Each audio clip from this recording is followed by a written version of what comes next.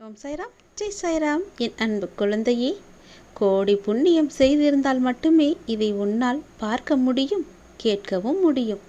அப்படியென்றால் இதை கேட்கும் வாய்ப்பு உனக்கு கிடைத்து விட்டதல்லவா? நீதான் மிகப்பெரிய பாக்கியம் செய்திருக்கிறாய். இன்று அந்த வாய்ப்பு உனக்கு கிடைத்திருக்கிறது. அதை நீ சரியாக பயன்படுத்திக்கொள். உன் வாழ்க்கையில் பல முன்னேற்றம் உன்னை தேடி வந்து கொண்டிருக்கின்றது. இனி தேர்வு செய்யப்பட்டு நீதான் அதிர்ஷ்டசாலியாக தேர்வு செய்யப்பட்டிருக்கின்றாய்.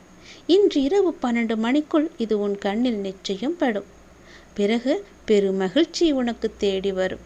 நீ எப்போது இதை பார்த்ததும் கேட்கின்றாயோ, தள்ளிவிட்டு செல்லாமல் என்னை அலட்சியம் செய்யாமல் போகின்றாயோ, அப்போதே உன் வாழ்க்கையில் பல நல்லதுகள் நடந்து கொண்டே இருக்கும்.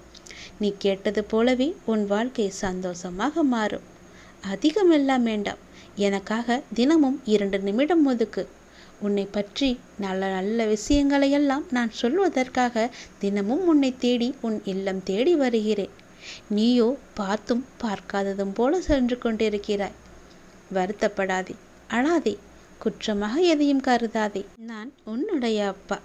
நீ என்ன செய்தாலும் அதை பொறுத்து கொள்ளும் பொறுப்பு எனக்கு இருக்கிறது. கடமையோடு நான் உன்னை பாதுகாத்து கொண்டிருக்கின்றேன். என் பிள்ளை தவறு செய்யும் பட்சத்தில் அதை கண்டிக்கும் உரிமையும் எனக்கு இருக்கின்றது.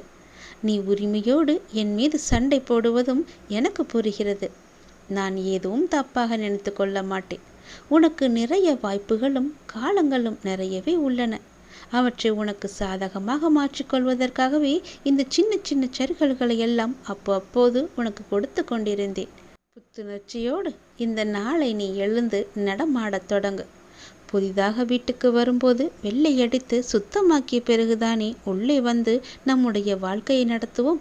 அப்படிதான் உனது பிரச்சனைகளுக்கு இன்று தீர்வு கிடைக்கப் போகிறது. தீர்வு காண நான் சொல்வது போலவும் செயல்படுவது போலவும் உன்னை நீ மாற்றிக்கொள். உன்னை நான் சுத்தமாக்குகின்றேன். நீ கர்மவினை என்ற குப்பைகளாலும் மாயை என்கின்ற அழுக்குகளாலும் முற்றிலுமே மாசுபட்டு இருக்கின்றாய். உலக பந்தம் என்ற கட்டில் சிக்கிக்கொண்டு கஷ்டம் நஷ்டம் பிரச்சனை என்று பேதலித்து வருகின்றாய். அவற்றை நான் மெதுவாக சுத்தம் செய்யும் போது உனக்கு சோதனை அதிகமாவது போல தெரிகிறது. சோதனை காலம் வரும்போது நீ பயப்படாதே, கலங்காதே. நான் உன் தந்தை, உன் கூடவே இருப்பேன். தந்தை பிள்ளைகளை கண்டித்து நடத்துவதைப் போல நானும் நான் நேசிக்கின்றவர்களை கடிந்து கொண்டு நடத்துகிறேன். இதை புரிந்து கொண்டு நடக்கும்போது நான் உன்னை பொறுப்பெடுத்துக் கொள்வேன். எதற்கும் நீ பயப்படாமல் இரு. நான் உன்னை விட்டு விலகவும் மாட்டேன், கைவிடவும் மாட்டேன். உன் பாதைகளை நிச்சயம் செம்மைப்படுத்துவேன்.